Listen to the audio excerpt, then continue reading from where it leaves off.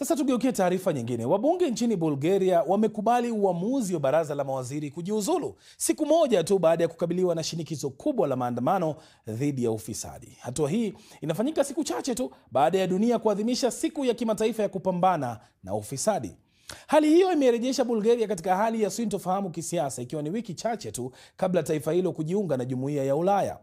Waziri mkuu wa nchi hiyo Rosen Zeliakov na serikali yake wametangaza kwamba wataondoka madarakani kabla hata ya kumaliza mwaka mmoja uongozini. Hii ni kutokana na maandamano ya kupinga ufisadi kukithiri serikalini na bajeti ya kitaifa yenye utata. Kuanguka kwa serikali hii kunatoa nafasi ya mazungumzo ya kubuni serikali ya muungano kupitia kile ambacho wachambuzi wengi wanasema ni uchaguzi mwingine mpya wa haraka. Mwanahabari wetu Leila Mohamed anatathmini hilo kwa kina. Tuhuma za rushwa na ufisadi zimeiondoa madarakani serikali ya Bulgaria. Waziri mkuu wa nchi hiyo Rosen Zeliashkov amejiuzulu kabla ya bunge kupiga kura ya kutokuwa na imani naye, ikiwa ni chini ya mwaka mmoja tu tangu aingie madarakani.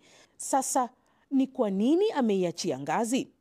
Kwanza kabisa ni kwa sababu ya shinikizo kali la umma.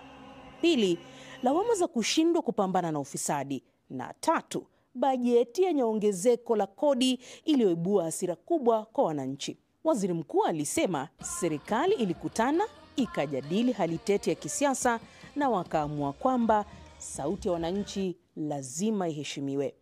Akasisitiza maneno haya: madaraka yanotokana na sauti ya watu. Lakini pia kuna jina lililochochea hasira zaidi za wananchi: Delian Pivski. Huyu ni mwanasiasa mwenye ushawishi mkubwa aliyeshtakiwa na Marekani na Uingereza kwa tuhuma za ufisadi. Amekanusha madai hayo, lakini kwa waandamanaji yeye ni ishara ya mfumo uliojaa rushwa, na maandamano yalikuwa makubwa. Maelfu walijitokeza kote nchini baada ya wiki kadhaa za hasira mitaani.